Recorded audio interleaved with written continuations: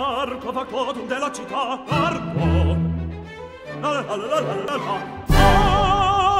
word itself, affogato, means to drown.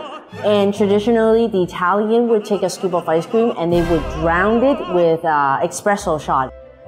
For myself, I actually don't like to eat melted ice cream. So I find that pouring hot espresso over the ice cream is not the best.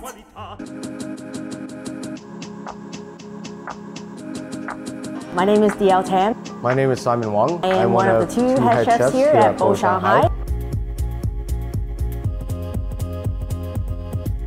Getting the Michelin star was obviously a goal we have set for ourselves when we started establishing this restaurant. For us, it was an accolade and it's a very huge award. When we achieved it, obviously we were very happy. It was more of like, okay, so we did it, now let's keep it and let's go for more. I try to ignore the fact that I'm the only female because I think it hinders myself from thinking differently. I don't want to think differently about because I'm a female, I have to do it like this way or I do it this way. I'm just doing it like everyone else and if not more. I just want to make it the best. The affogato that we have here in Bo Shanghai, we have replaced the original espresso with a white peony tea, which is originated from the Zhejiang region.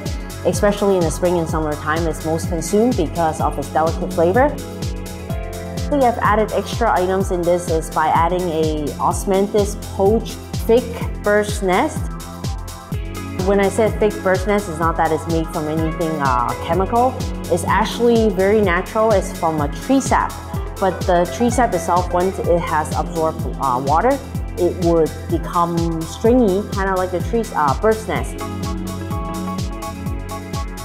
The ice cream itself, we have used a fruit that is also very seasonal at this time, which is the Loquat.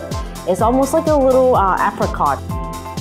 Orange on the outside, but the flavor is very delicate and very mild. So I've made that into an ice cream component.